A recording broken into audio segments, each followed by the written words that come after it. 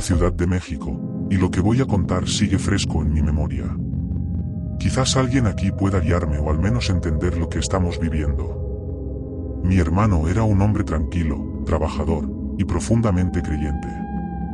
Nunca pensé que nuestra vida podría dar un giro tan oscuro, tan rápido. Todo comenzó en octubre. Notamos que algo no andaba bien, decía que escuchaba voces, que algo le hablaba, asegurando que era Dios. Nos decía que lo perseguían sombras y seres que lo acechaban, especialmente por las noches. Mi madre y yo pensábamos que tal vez era estrés o problemas en el trabajo. Pero pronto su comportamiento cambió por completo. Al principio, solo murmuraba cosas al azar, pero con los días dejó de dormir. Pasaba las noches de pie, vigilando. Una madrugada, lo sorprendí en la puerta de la recámara de mis papás, mirándolos mientras dormían. Cuando lo enfrenté, gritó que alguien intentaba hacerle brujería, y que él estaba luchando para protegerse. Empezamos a notar cosas extrañas. Cada vez que yo ponía sal de grano en las puertas o limpiaba su cuarto con vinagre mientras él no estaba, al regresar él lo mencionaba, como si supiera lo que había hecho sin haberlo visto. La situación empeoró el 2 de noviembre. Esa noche, golpeó mi puerta con fuerza y entró diciendo que yo era parte del mal que lo perseguía. Sus pupilas estaban dilatadas, los dientes rechinaban, y su voz sonaba como si no fuera la suya. Intenté buscar ayuda. Lo llevamos con un curandero, y por un tiempo pareció estabilizarse. Empezó a comer un poco más y a dormir mejor, aunque seguía encerrado en su cuarto. Pero un día, en un raro momento de lucidez, nos pidió perdón. Nos rogó que no dejáramos de ir a la iglesia y que cuidáramos nuestras almas porque, según él, la suya ya estaba perdida. Desde ese día, no volvió a hablar como antes. Hace poco descubrimos algo que nos dejó helados. En su cuarto, escondido detrás de su cama, tenía un espejo cubierto con una tela negra. El vidrio estaba empañado y tenía marcas extrañas, como si alguien hubiera trazado triángulos con los dedos.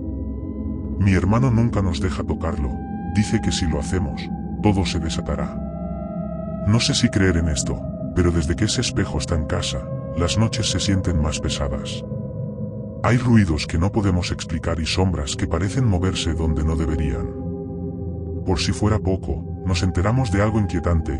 Antes de que todo esto comenzara, él estaba saliendo con una muchacha cuyos padres, según dicen, practicaban satanismo. Cuando le pregunté si eso tenía algo que ver, se quedó callado.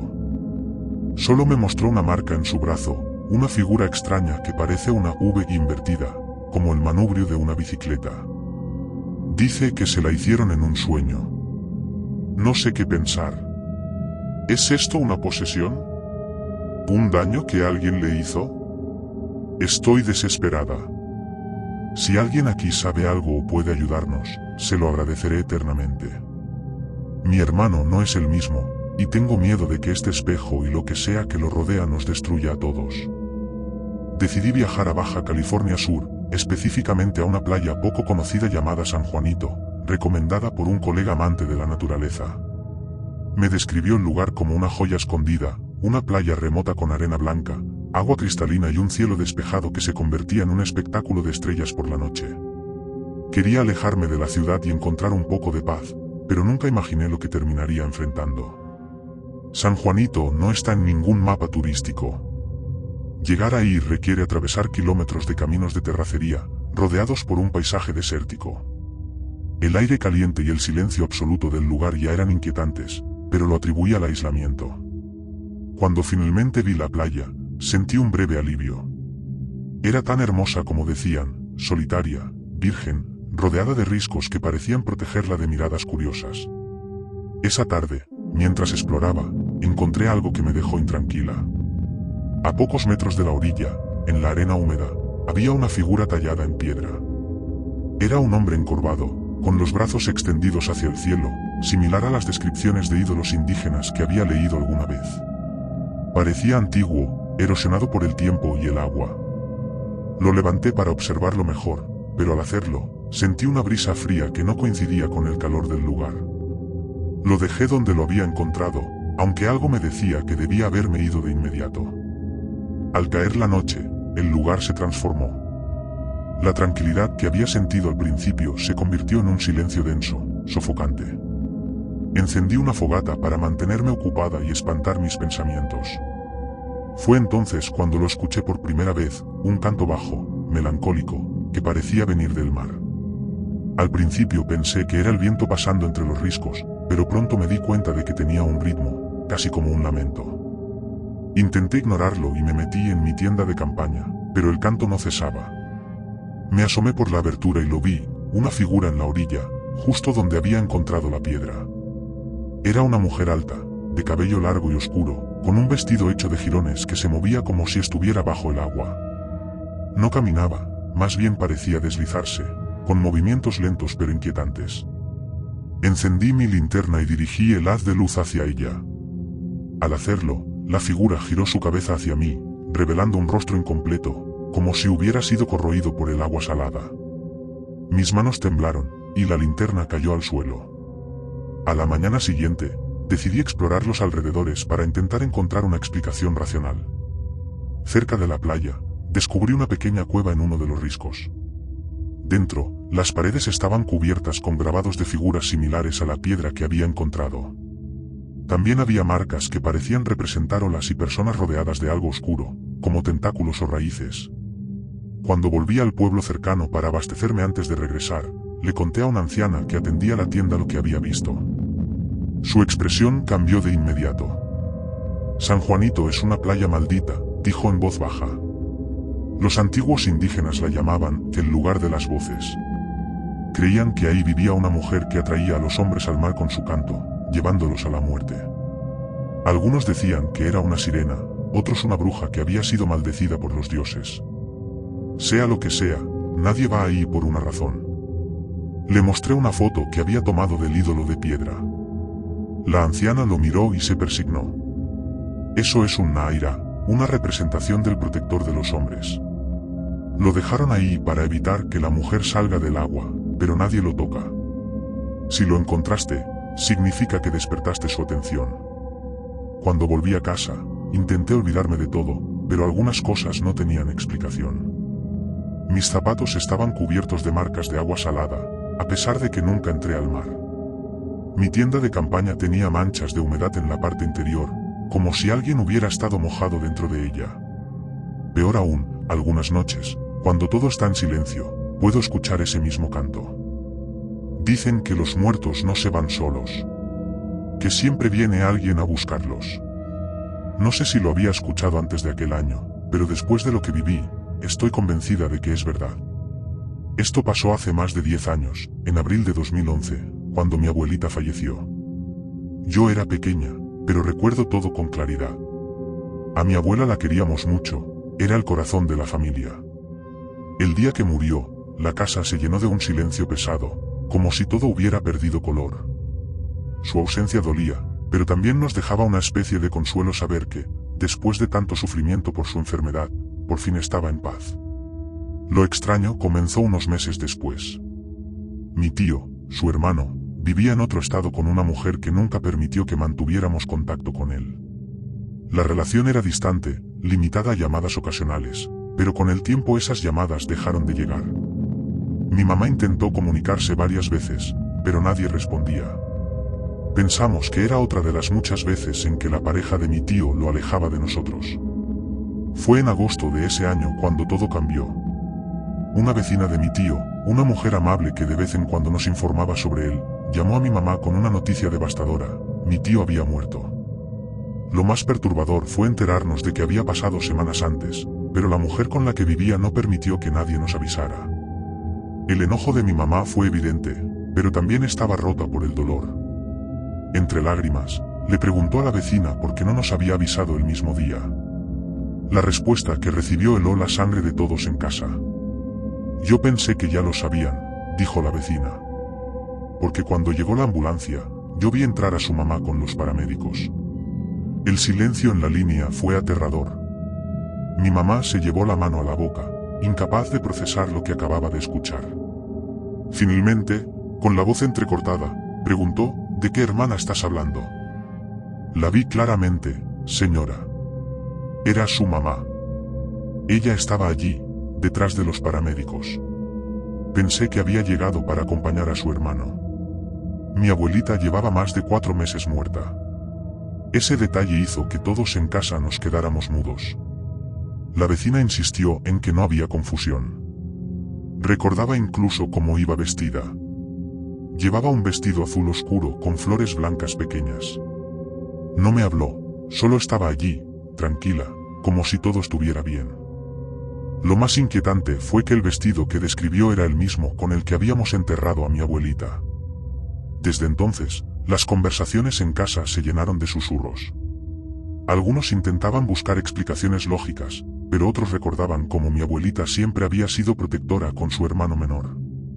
Tal vez, decían, había regresado para acompañarlo en su último momento, para asegurarse de que no tuviera miedo al cruzar.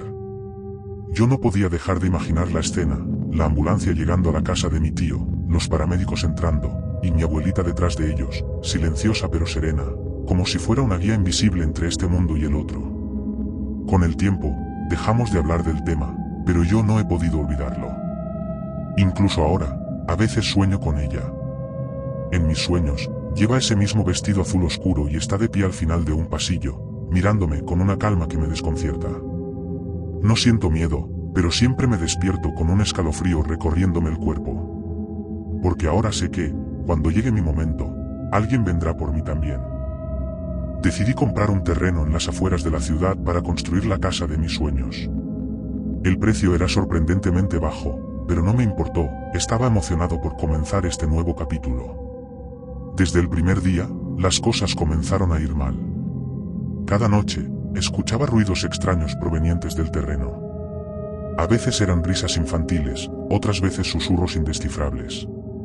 Pensé que serían animales, pero la sensación de ser observado no me dejaba en paz. Las herramientas de construcción desaparecían misteriosamente, los cimientos que habíamos construido se desmoronaban sin razón aparente, y los trabajadores comenzaron a renunciar por miedo. Un día, mientras inspeccionaba el terreno al atardecer, vi una pequeña figura moviéndose entre las sombras. Me acerqué con cautela, y para mi sorpresa, un pequeño ser con aspecto de duende me observaba con ojos brillantes y traviesos. Desapareció en un abrir y cerrar de ojos, dejándome helado. Desesperado por entender qué estaba sucediendo, hablé con una vecina anciana, doña Carmen. Ella me miró con una mezcla de compasión y temor cuando le conté mis experiencias. Ese terreno siempre ha estado maldito, me dijo en voz baja. Los antiguos dueños también tuvieron problemas, y se rumorea que dejaron de construir porque fueron acosados por un aluce. El aluce, según doña Carmen, era un espíritu protector de la naturaleza, travieso y a veces peligroso, que vivía en el terreno. Los antiguos dueños no le mostraron respeto, y desde entonces, el aluce se había vuelto hostil hacia cualquiera que intentara construir allí. Pero hay una forma de apaciguarlo, continuó doña Carmen. Los antiguos mayas solían dejarle ofrendas de dulces. Es posible que si le muestras respeto y le llevas dulces, el aluce deje de molestarte. Desesperado, seguí su consejo. Compré una bolsa de dulces y la dejé en el terreno al anochecer, con la esperanza de apaciguar al espíritu. Para mi alivio, esa noche fue la primera en semanas que dormí tranquilo, sin ruidos ni sensaciones extrañas. Al día siguiente, continuamos con la construcción sin incidentes. Las herramientas permanecieron en su lugar, y los trabajadores no reportaron más problemas. Desde entonces, llevo una bolsa de dulces al terreno cada semana. El aluce no volvió a molestarme, y poco a poco, mi casa comenzó a tomar forma. Ahora, siempre le llevo dulces, como un pequeño acto de respeto. El terreno que una vez fue un lugar de pesadilla, se ha convertido en el hogar de mis sueños, gracias a un ser travieso y antiguo que solo buscaba un poco de reconocimiento y dulzura. Sin embargo, cada vez que dejo la ofrenda, no puedo evitar sentir una presencia en la oscuridad, observándome, como si el aluce solo estuviera esperando el momento en que baje la guardia. Hace algunos años, vivía en Texas. Por cuestiones de comodidad, decidí rentarle un cuarto a un amigo y vecino llamado Gabriel. Era un hombre reservado, amable, pero siempre envuelto en un halo de melancolía que jamás logré descifrar del todo. Estaba completamente solo. Los días pasaban con normalidad, trabajo, cenas compartidas y conversaciones casuales. No había nada en su vida que diera indicios de lo que estaba por ocurrir. Un mes, tuve que ausentarme por cuestiones laborales. Al regresar, noté algo extraño en él. Gabriel parecía más pálido de lo habitual, su mirada perdida y su caminar pesado. Esa misma noche, lo escuché vomitar en el baño. Cuando fui a ver qué ocurría, lo encontré desplomado junto al retrete, con sudor frío perlándole la frente. Estoy bien, dijo entre jadeos, pero su rostro contaba otra historia. Mi esposo y yo no dudamos en llevarlo al seguro social. El trayecto fue incómodo, Gabriel apenas hablaba, y cada tanto tenía que detener el auto para que pudiera vomitar en la orilla de la carretera. Al llegar, lo atendieron con rapidez. Los médicos dijeron que podría ser una infección estomacal severa. No parecía grave, pero decidieron dejarlo en observación. Como no tenía familiares cercanos, mi esposo firmó los papeles y dejó su número de celular para cualquier emergencia. Esa noche regresamos a casa, aliviados por haber hecho lo correcto. Sin embargo, algo no me dejaba en paz. Sentía un extraño peso en el pecho, como si algo terrible estuviera por suceder. A las 3 de la madrugada, el teléfono sonó. Era del hospital. Mi corazón se hundió al escuchar las palabras del médico. Lamentamos informarle que Gabriel falleció hace unas horas. No podía creerlo. Apenas hacía unas horas, Gabriel estaba con nosotros, débil pero consciente. ¿Cómo podía haber muerto tan de repente? El entierro fue rápido y discreto. Nadie parecía cuestionar lo sucedido, excepto yo. A medida que los días pasaban, una sensación de inquietud crecía dentro de mí. Una tarde, mientras conversaba con una vecina, me mencionó algo que me heló la sangre. Dicen que, a veces, el seguro social tiene maneras de deshacerse de pacientes que les resultan problemáticos. Especialmente si están recibiendo pensiones o beneficios costosos. No es algo oficial, pero he escuchado historias. Aquellas palabras resonaron en mi mente como un eco sin fin. ¿Podría ser cierto? ¿Habrían dejado morir a Gabriel para no tener que pagarle más? Intenté investigar, pero nunca obtuve respuestas claras. Los documentos médicos decían que su muerte fue consecuencia de una infección severa que se complicó rápidamente. Sin embargo, nunca me explicaron cómo algo tan común pudo acabar con su vida en cuestión de horas.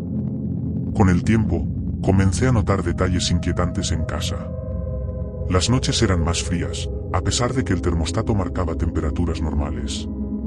Algunas veces escuchaba pasos en el pasillo, aunque sabía que estaba sola. En una ocasión, al pasar frente al cuarto de Gabriel, juré escuchar su voz susurrando mi nombre. Una madrugada, desperté sobresaltada. Al abrir los ojos, vi una sombra al pie de mi cama. No había duda, era Gabriel. Su rostro estaba demacrado, y sus ojos, hundidos, parecían suplicarme algo. «Descubre la verdad», murmuró antes de desvanecerse. Desde entonces, no he podido descansar. Su partida abrupta y la forma en que su presencia sigue rondándome me hacen sentir que algo quedó incompleto. Tal vez nunca sabré con certeza qué ocurrió esa noche, pero una cosa es segura, la muerte de Gabriel no fue natural. Algo, o alguien, decidió que su tiempo había llegado antes de lo debido. La primera vez que vi el interior de un convento tenía apenas 4 años. Mi madre, cargando el peso de su propia vida, decidió que ese sería mi lugar. «Estarás mejor aquí, con Dios», me dijo mientras ajustaba la cinta del vestido que me había puesto. Yo no entendía mucho, solo sabía que me estaban dejando con mujeres de rostros serios y miradas que no parecían cálidas como las de mi abuela. Los primeros días me sentía extraña. Dormía en un dormitorio grande con camas pequeñas, rodeada de niñas que no hablaban mucho. Las monjas siempre estaban vigilantes, con pasos firmes y voces susurrantes que llenaban los pasillos. Pronto descubrí que el silencio no era por obediencia, sino por miedo. A los 8 años, mi abuela, una mujer valiente y testaruda, logró sacarme de allí con abogados. Aunque me devolvió la libertad, seguí asistiendo a la escuela del convento. En ese tiempo, comencé a darme cuenta de las sombras detrás de la luz de las velas y los rezos constantes. Una de las cosas que más me marcó fue lo que ocurrió durante la construcción de un área de cultivo dentro del convento. Los albañiles, mientras cavaban, encontraron algo que nadie esperaba: cráneos diminutos, restos de bebés enterrados bajo la tierra. El escándalo fue grande. Los periodistas llegaron, los policías también, y el lugar estuvo rodeado de curiosos. Yo observaba todo desde una esquina del patio, sintiendo un nudo en el estómago. Pero, como en muchas historias que involucran a la iglesia, el poder y las influencias hicieron que todo quedara en el olvido. Las monjas, a pesar de sus votos de castidad, desaparecían en ciertas fiestas que organizaban a las afueras de la ciudad. Mi abuela trabajaba para ellas y me llevaba a esos eventos.